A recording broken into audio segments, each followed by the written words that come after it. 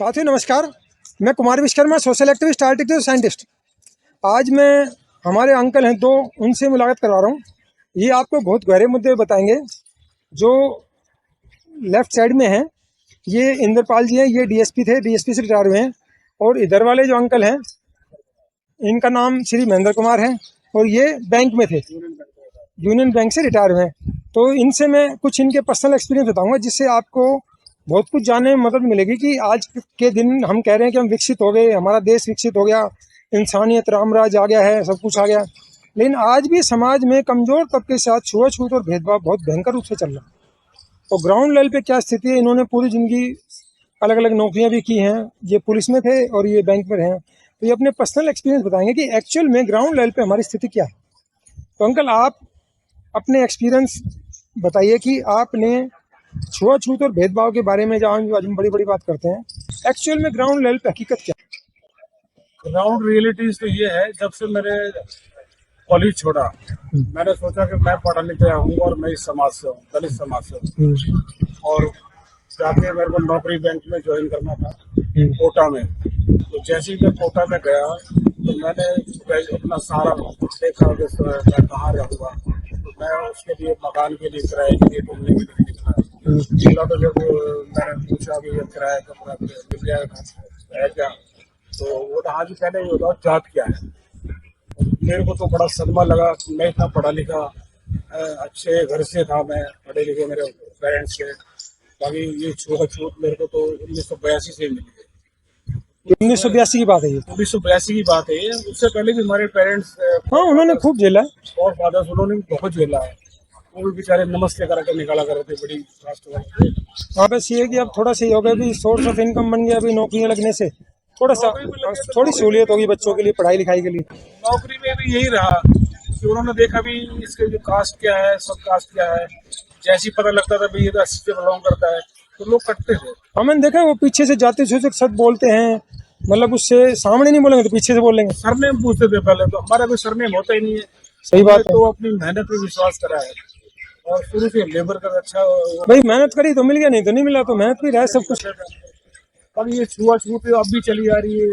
इतने टाइम हो गया, इतना कॉन्स्टिट्यूशन हमारे लागू है, समानता का अधिकार है। कहने को समानता है, कागजों में है, समानता है, लेकिन रियलिटी में कुछ है नहीं। हाँ, तो यही कहना है कि इतना पढ़े लिखे समाज और पढ़ा लिखा विकसित देश और होने को जा रहा है, और अब भी छुआछूत है। ये छुआछूत नहीं और कुछ जातियों की तो मानसिकता इतनी गंदी है कि वो बिना जाति सूचक शब्द ये बात ही नहीं करते। मतलब ठीक है, तुम्हारे पास दो पैसे हो गए, तुम्हारे पास जमीन है, और वो जमीन में जिनको मिली जेलदार बेलदार ये सब क्या थे, सारे अंग्रेजों के मुखाबिर थे। तो ये कह रहा है कि आज जो इंसान तो अभिशाप है ना, ये बहुत गलत है, बहुत गलत है। ये छुआछूत खत्म होना चाहिए, सरनेम खत्म होना चाहिए, ताकि लोगों को पता ही ना लगे भी इसका कास्ट क्या है क्या नहीं। हम तो ये मानते हैं कि सभी इंसान है, ब्लड सबका है। किसी को भी कोई एक्सीडेंट अगर होएगा किसी दूसरे ग्रुप का, सही बात है, तो ना पूछेगा तेरा ब्लड कौन सी जाति का है, वो भी किस कास्ट का है। कास्ट क्या होती है, उसमें जो ब्लड ग्रुप लेता है तो जान बचाने, जब तो पूछते नहीं वो जात, जब चुपचाप लेते ब्लड मिल जाए, कहीं से मिल जाए, कौन सा भी मिल रहा हो। देखो हम तो अपना खून देने को तैयार है देश के लिए, लेकिन जो देश की जो मानसिकता है वो अभी ठीक नहीं है। अभी मैं देख रहा था अयोध्या में, भाई जब से वो जो अब एससी कैंडिडेट उनका नाम अवधेश प्रसाद जी था, वो जीते हैं, उसके बाद इतना जहर उगला जा रहा है, इतना जहर उगला जा रहा है, ये मत खरीदो, वो मत खरीदो, ये राम के नहीं हुए, और ये अयोध्या वासी प्रसाद नहीं खरीदेंगे, यहाँ चाय भी नहीं पियेंगे। अरे मत खरीदो, मतलब यहीं इसी की जगह कोई अपर कास्ट से होता तो उससे मैं कुछ नहीं बोलते। मतलब इतना भयंकर जहर घोला जा रहा है। अरे भैया वो बंदा ही तो जीता है और तुम्हारा जीत जाता है जब कोई दिक्कत नहीं। तो किस तरह से घोला जा रहा हो, जो करप्शन हो रहा है उस पर कोई नहीं बोल रहा। जो मंदिर पहली बार में टपक गया, स्टेशन की दीवार गिर गई, सड़कें धस गई, करोड़ों रुपए खर्च करके भी उस पर कोई नहीं बोल रहा। ये सिर्फ पाखंडवाद हो, कुछ नहीं। हाँ, तो इतना मतलब खतरनाक तरीके से जहर घोला जा रहा है कि हम तो आए हैं चाय भी नहीं खरीदेंगे, कह रहे हैं वो तो हमारा भगवान है, मोदी ने कर दिया कर दिया। अरे क्या करा, भ्रष्टाचार करके राम को ही नहीं बख्शा, जमीन में भ्रष्टाचार करके जिस राम के ऊपर। कावड़ यात्रा चालू हो रही है, कावड़ यात्रा में देखो वहाँ पर कितनी धर्म का वो युद्ध किया जा रहा है, जानबूझ के लड़ाई करने के बहाने बनाए जा रहे हैं। तक लिखा जाएगा भाई नाम क्या है कि मुस्लिम दिखे वहाँ लड़ाई झगड़ा कर दो और मुद्दों से ध्यान भटका दो। कावड़ यात्रा पहले नहीं चली आ रही थी? सही बात, इतने सालों चली, जब कोई दिक्कत नहीं चली आ रही है, अभी मुद्दा बनाया है। सभी लोग रहते थे पहले, सभी धर्म के लोग आपस में मिलकर रहते थे। ये नफरत का जो बीज बोया जा रहा है, ये देश के लिए ठीक नहीं। मेरा तो इतना ही कहना है। ठीक है जी, बहुत बहुत धन्यवाद।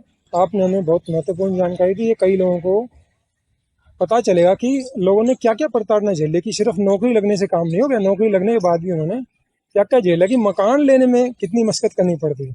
और आपने बताया था फिर नहीं मिला, परेशान होकर फिर आपने अपनी जाति बदली और मकान फटाफट मिल गया। क्या करना था, हमें तो मजबूरी, मजबूरी क्या करें, और फिर चुपचाप मकान मिल जाता है। तो बहुत बहुत धन्यवाद अंकल, आपको ईश्वर आपको खुश रखे, आप स्वस्थ रहें, अपने जीवन को एंजॉय करें। अब साथियों हमारे साथ डीएसपी साहब हैं, इंद्रपाल जी हैं। अंकल सबसे पहले तो आपको नमस्कार, स्वागत। आप पुलिस डिपार्टमेंट में रहे हैं, आपने भी बहुत सारी चीज़ें देखी होंगी, और आपने तो बल्कि बहुत सारे केस भी देखे होंगे जिनके साथ ऐसा गलत हुआ होगा। पुलिस महकमे में इतनी पूरी जिंदगी में बहुत कुछ देखा होगा। तो आप छुआछूत और भेदभाव के बारे में जो समाज के कमजोर तबके के साथ हो रहा है, उसके बारे में क्या देखते हैं और इसका समाधान कैसे होना चाहिए? भेदभाव पहले भी था और आज भी बहुत ज्यादा है, और ये कम नहीं हो रहा है। बहुत भेदभाव है गरीब आदमियों के साथ, शहर में गांव में बहुत जास्ती होती है। और प्रभावशाली आदमी उनको वही गांव में बैठा के उस बात को खत्म कर देते हैं, उनको थाने तक नहीं जाने देते। वो उनके दबाव में है, वो उनसे डरते, उनकी बात मान लेते हैं। बहुत उनके साथ अन्याय होता है और उनकी सुनाई नहीं होती। वही गांव में बेचारे अपने जो है वो बात, एक किस्म का जहर पी के जो है ना गांव में चुपचाप बैठ जाते हैं। वो सामर्थ नहीं है, न लड़ सकते किसी से। हाँ, कोर्ट कचहरी में भी कुछ भी नहीं है उसके पास, बेचारे के पास कोई लड़ने के लिए नहीं है। वो पैसे से कदम कदम पे हर चीज़ को सेट कर लेता है, तो उसको कुछ न्याय भी नहीं मिलना कि भाई न्याय ही मिल जाएगा। प्रभावशाली आदमी है, उनकी बात चलती है, गरीबों की नहीं सुनाई। और उनके लोग हर जगह बैठे हैं, वो 1 मिनट में एक हो जाते हैं। उनके पास हाँ। पैसा भी है, ताकत भी है, तो पैसे ताकत से बहुत सारे काम हो ही जाते हैं। ये बेचारे कमजोर है, ये डरते हैं, तो चुपचाप बैठ जाते हैं। गरीबों के आज भी सुनने वाले नहीं है। तो कौन खातिर नहीं है ना इनका। हाँ। तो आप क्या संदेश देना चाहते हैं कि इस चीज़ को रोकने के लिए क्या करा जा सकता है? इसको रोकने के लिए सरकार ने अच्छे सख्त नियम बनाने चाहिए, ताकि पब्लिक में डर भय पैदा हो, गरीबों के साथ अन्याय ना हो। अगर होता है तो उसका अच्छी तरह से एक्शन लेना चाहिए। लेकिन ग्राउंड लेवल पे नहीं हो रहा। मैं देखता हूँ यूपी के, मेरे पास बहुत सारे केस आते हैं, बहुत सारे लोगों के साथ गलत होता है, जिनको न्याय नहीं मिलता। उनकी आज के दिन तो ये हाल हो गया, जब से महाराज आए उसके बाद लोगों की कंप्लेंट तक दर्ज नहीं हो रही। कहने को ये कह दिया हमने कानून व्यवस्था सुधार दी, लेकिन ग्राउंड लेवल पे कुछ और ही हो रहा है। मर्डर हो जाता है, रेप हो जाता है, कोई पूछने वाला ही नहीं है।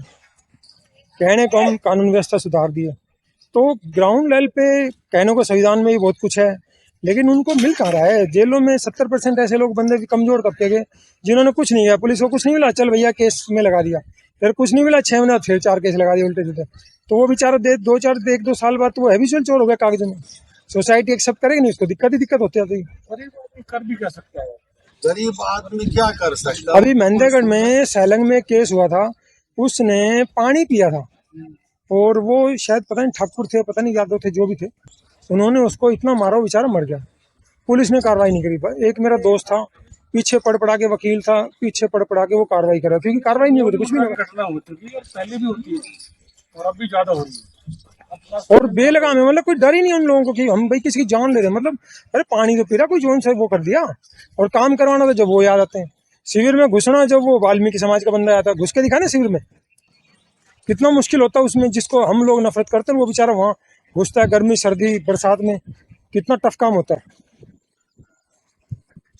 भाई गरीब आदमी की मजबूरी है, बेचारे क्या करें। अब ये बेचारे वाल्मीकि है, सीवर को साफ करते हैं, उसमें गैस बन जाती है। सही बात है, उसके अंदर जाके बहुत सारे लोग मर जाते हैं। गैस बढ़ जाती है, वो मर जाते हैं।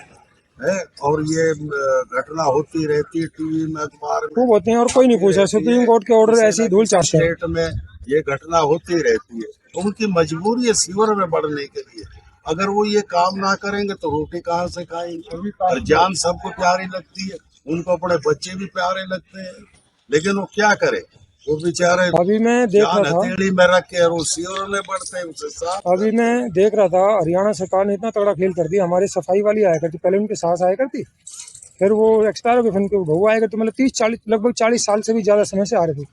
तो ये कि भाई कुछ घर थे 10-20-50 थोड़ा बहुत उनसे हो जाता था, 4 बार के लोग मदद करते, अगर कुछ दुकानें ले रखी तो उनका खर्चा थोड़ा मदद हो जाती थी। अब उनको क्या कर दिया कि अब वो कूड़ा जो ले आते हैं वो कट्टे में डाल के डंपिंग उसमें तो डालेंगे, यहाँ पे कूड़े का स्थान है, 10,000 फाइन लगा दिया उन पर। अब बता वो बेचारी 10,000 कहाँ से देगी? अब उसने बेचारा काम ही छोड़ दिया, उसको रोजगार से छीन दिया। और एक तरफ जो मंदिर में पुजारी उनको 15,000 सैलरी कर दी। मतलब जो जिसको सब कुछ मिल रहा है, बिना मांगे मिल रहा है, बिना कमाए बिना मेहनत के मिल रहा है, उसको 15,000 दे दो। और जो जिसको जरूरत है, जो बेचारा 2 रोटी के लिए स्ट्रगल कर रहा है, जिसके पास कुछ है ही नहीं, उसको 5 किलो अनाज देकर निपटा दो। घर में अनाज के अलावा शिक्षा भी चाहिए, कपड़े भी चाहिए, दवाई भी चाहिए, सारी चीज चाहिए ना, तो उनको रोजगार से दूर कर दिया। अब जो पढ़े लिखे हैं, बीए में है, पीएचडी है, उनको नौकरी नहीं मिल रही है। अगर उनको नौकरी मिले, सारी बात ठीक होए, तो उनको 5 किलो अनाज लेने की जरूरत क्या है? सही बात है, वो कमाने लायक हो यहाँ तो क्या जरूरत है अनाज की। वो अपने पैरों पे खड़े हो जाएंगे, अपने बच्चों को पढ़ाएंगे, पालेंगे, उनको पढ़ाएंगे, लिखाएंगे, बच्चों का भविष्य बढ़ेगा। अब ये रोजगार दे नहीं रहे, फार्म पेपर पे पेपर लीक हो रहे हैं। ये नाज नूज देना, ये तो खराब ही करना है इंसान को। कमजोरी वाली बातें हैं। हाँ, 150 रुपए का अनाज आता, उसमें एहसान इतना दिखा देंगे जैसे पता नहीं क्या दे दिया उसको। और वो भी पता नहीं कितने दिन का रहा। हाँ, वो कोई बढ़िया नहीं होता, वो बिल्कुल थर्ड ग्रेड, जो खाने लायक ना हो वो अनाज होता वो। रिजेक्टेड होता है। हाँ, ये तो भाई खाम खा के माए वो गरीबों को जो है ना मन बहलाने वाली बात कर दे, उनकी मजबूरी वो बेचारे ले लेते। उनके पास ऑप्शन नहीं ना, और कोई भाई जमीन नहीं, उसके पास कोई बैग नहीं, रोजगार नहीं है, तो मजबूरी में क्या करेगा? ले लेते हैं। खाने पीने के काम से दूर कर दिया, अब उसके पास वो ऑप्शन भी नहीं। बाकी अंदरूनी दिल से वो उसको लेके खा के खुद नहीं हाँ, लेते। बस वो मजबूरी। मरता हुआ क्या करे, मरता हुआ लेते हैं वो बेचारा। अब ये यार हम बच्चे खाएंगे, ये कमजोरी है, क्या करें। तो साथ ही आज मैंने 2 शख्सियत से मुलाकात करवाई, इन्होंने अपने एक्सपीरियंस बताए कि किस तरह होता है। ये पुलिस में रहे अंकल और ये अंकल बैंक में रहे, कि किस तरह घर लेने के लिए भी कितना स्ट्रगल करना पड़ा है, और बाद में इन्होंने परेशान होकर अपनी जाति बदली तो चुपचाप घर मिल जाता है। तो आज भी हमारा कमज़ोर तबके के साथ न्याय नहीं है, कदम कदम पे अन्याय भेदभाव है, लोग जाति सूचक शब्द इस्तेमाल करते हैं। ठीक है, वो कुछ से जो संविधान में डॉक्टर अम्बेडकर ने प्रोविजन किया था, उससे नौकरियां मिली, थोड़ी संपन्नता आई है, लेकिन अभी भी जो भेदभाव, जातिगत भेदभाव, छुआछूत जारी है। सामने नहीं बोलते, पीछे से बोलते, मानसिक तौर पर जो है वो है, जबकि सवर्ण जाति वाले कोई नहीं बोलेगा। भाई एक सेकंड, अभी बहुत ज्यादा है। ये छोटे समाज के बच्चों की जब शादी होती है, कई स्टेट में अखबार में टीवी में आती रहती है, उनको घोड़ी पे नहीं चढ़ने से उतार दिया जाता है।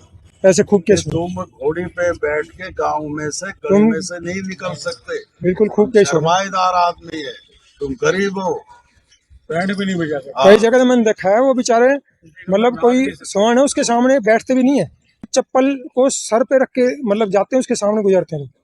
राजस्थान वगैरह में काफी बैकवर्डनेस है, तो बहुत बुरा हाल है।